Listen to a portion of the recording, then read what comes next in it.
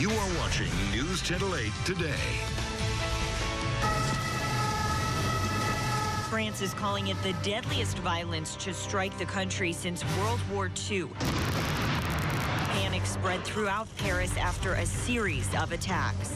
Everybody was on the floor covering their heads, and we heard so many gunshots, and the terrorists were very calm. Today, the United States is standing with the French people devastated by the terror. To provide whatever assistance that the government and the people of France need to respond. This morning, the world is praying for Paris. It looks like terror attacks, and it could be the worst ever in Paris. Good morning. I'm Adrienne Pedersen. Thank you so much for joining us this Saturday. I want to take you straight to Paris right now with a live picture. So let's go ahead and pull it up. You can see several vehicles there. I know there are a lot of police officers in the area, and as we start to pan around, you can see one of those police vans just back there. It's already afternoon in Paris right now. Our newest numbers show more than 120 people are dead in this tragedy. There are heavy hearts across the globe this morning as more devastating details emerge continuously from Paris. Just a few minutes ago, the French president confirmed ISIS is behind the deadly attacks. We also know ISIS is now claiming responsibility. News Channel 8's Mary McGuire is tracking the latest developments all morning long for us.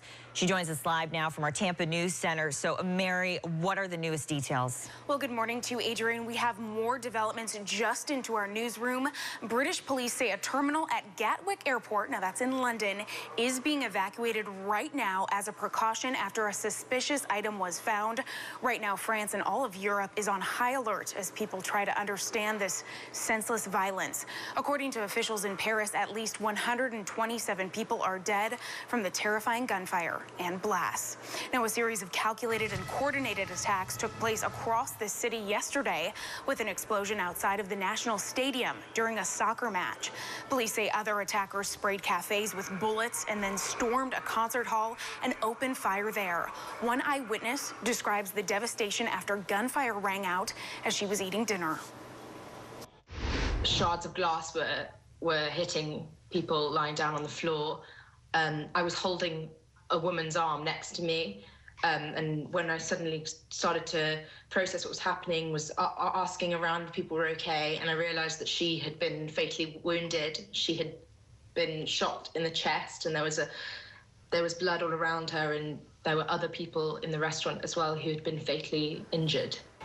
A Parisian prosecutor claims 8 extremists are dead after the attacks, with 7 of them killed in suicide bombings. Another development just in that I want to tell you about: France has deployed 1,500 extra troops to secure its borders.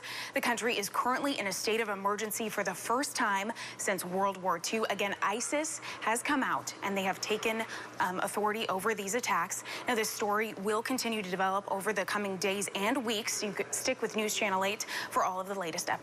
Adrienne? Mary, I can't even imagine how scared the people there must be. Thank you so much. We'll check back with you soon. Well, right now, a group of Bay Area students is stranded in Paris, locked down in a hotel. You see their picture right there. But thankfully, we can tell you that they are safe this morning. The students are from the Canterbury School in St. Petersburg. They were supposed to return home today. 10 students and 3 teachers from the private school are staying in a Paris motel. The school spokesperson tells us that they will come home as soon as it is safe to do so, and we will keep you updated on their trip. They were the last to get out. Passengers on one plane that left Paris and landed in Atlanta didn't know anything about the terror attacks in France until they hit the runway.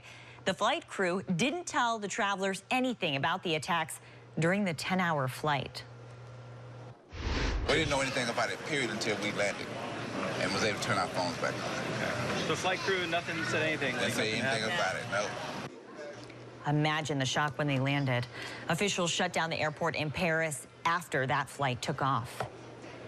Now, Pray for Paris is trending across the country and the world right now. Specifically, this image. As you wake up this morning, I'm expecting you'll be seeing this a lot on your news feeds. It's a peace sign with the Eiffel Tower in the middle. And let's go ahead and take a look at this next one here on the tag board. This is so interesting. So Facebook is helping us check in on our friends in Paris. This is a notification I got from one of my Facebook friends, Joel. It writes, Joel has marked himself safe during Paris terror attacks. An easy way to get in touch with people there. And here's another one that's giving people a lot of hope during this tragedy. People are hashtagging the French words for open door. Many are writing just like Thomas here, who put, hey, tourists in Paris, if you need help or even a place to stay, my door is open. So here's what we know right now about the terror attacks in Paris. More than 120 people are dead, and that number could be rising throughout the day. According to the Paris prosecutor's office, the attacks happened at 6 sites across Paris. Police are reporting that all of the attackers are dead. France declared a state of emergency, and there's a curfew in Paris for the first time since World War II. We're following this tragic story all day for you. You should really keep your phone nearby. We will be sending out alerts on our News Channel 8 app if there are any developments you need to know about. At 7:06, new this morning in the Bay Area.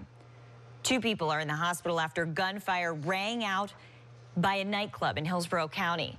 It happened at Club Hush Gentlemen's Club. That's on West Hillsborough Avenue. You can see it on the map on your screen. We just learned that a man and woman are the victims. The man is in critical condition right now, and the woman has non-life-threatening injuries. The shooter, though, is still on the run. Family and friends will say their final goodbyes to an 11-year-old girl whose body was found in a freezer. Funeral services will be held at noon in Bradenton for Janiyah Thomas. An obituary for Thomas lists October 18th as the day she died. That's the day her body was discovered, but authorities still aren't telling us the date or even the cause of her death. Her mother is now charged with child abuse. It's your vote, and top Republican candidates are in Florida attending the Sunshine Summit. Frontrunners Donald Trump and Ben Carson took the stage last night. Candace McCowan is in Orlando. Good morning, Adrian. Yesterday, while the candidates spoke, there was a little bit of back and forth between some of the candidates, but you'd be surprised it was Donald Trump who was playing nice, at least while he was here. Governor Jeb Bush! A year ago, Jeb Bush would have thought that campaigning in Florida, he would have been in the primetime spot. But no, it was frontrunners Donald Trump and Ben Carson drawing the large cheers from the crowd. Much in the way of Many were watching to see if Trump would play nice when it comes to Carson after attacking stories from his book last night. But no, Trump stuck to doing what he does best, promoting Trump. Florida. Well, I have an advantage because I have thousands of jobs in Florida. The question now is if the criticism Trump has received has him backing down. It's a style that he has gained from reality TV, and he's honed it well. The question is, again, how will that play in some big, diverse states? That was Candace McCowan reporting there for us. Tonight, the Democratic presidential candidates will take the stage in Iowa. The debate will be broadcast live from Drake University in Des Moines. The last 3 candidates standing, Hillary Clinton, Bernie Sanders, and Martin O'Malley, will face off. The debate will start at 9 and is set to last for just about 2 hours. Manatee County is expanding, and officials want to keep us safe. Coming up, we'll show you how the county plans to bring much-needed ambulance service to the rural areas. And we're taking a live look outside downtown Tampa there. Some sunny skies, a cooler start this morning. We hope your Saturday is off to a great start. Stay with us.